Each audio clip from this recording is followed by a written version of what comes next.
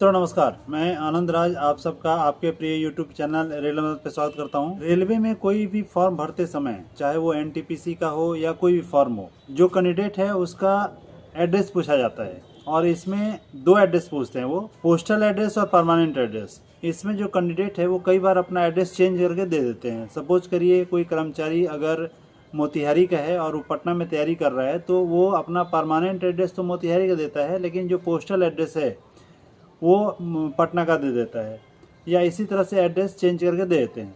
लेकिन इसका परिणाम ये होता है कि जब कैंडिडेट पास हो जाता है, जब उसका रिजल्ट आ जाता है, सिलेक्शन हो जाता है और जब उसका वेरिफिकेशन, पुलिस वेरिफिकेशन किया जाता है, तो उस समय पुलिस वेरिफिकेशन दोनों एड्रेस पे करवाना जरूरी हो जाता है।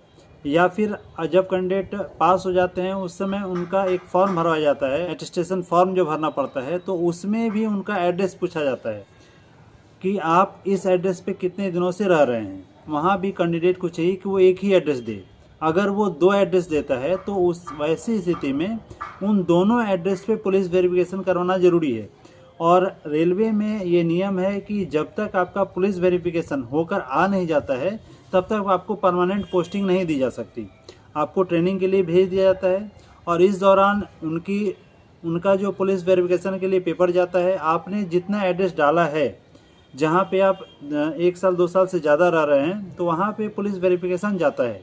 सपोज करिए कि आपके घर का जो एड्रेस था वहाँ पुलिस वेरिफिकेशन गया और पुलिस वेरिफिकेशन होकर के आ गया, लेकिन जो पोस्टल एड्रेस था वहाँ पे अभी आपका कोई लिंक नहीं है, तो पुलिस वेरिफिकेशन वहाँ से भी होके आएगा, तभी आपका जो है ज्वाइनिंग दिया जाएगा। मतलब आपकी जो पोस्टिंग होगी, जो परमानेंट पोस्टिंग होगी, वो पुलिस वेरिफिकेशन के बाद ही होगा।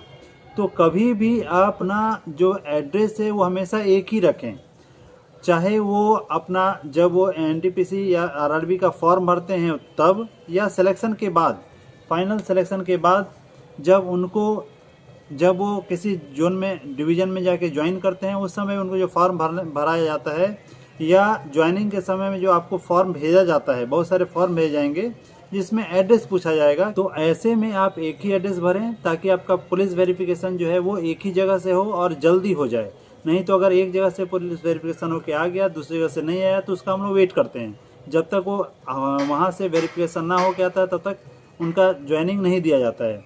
तो मित्रों, ये एक इम्पॉर्टेंट बात है। आप सभी रेल कर्मचारियों से अनुरोध है कि अपने उन मित्रों को ये वीडियो जरूर भेजें जो अभी आरआरबी का फॉर्म भरे हैं, या जिनका सिलेक्शन अभी होने वाला है, या जिनका सिलेक्शन हो गया है। इसी तरह की महत्वपूर्ण जानकारी के लिए चैनल को जरूर सब्सक्राइब करें, वीडियो को अपने मित्रों को भेजें।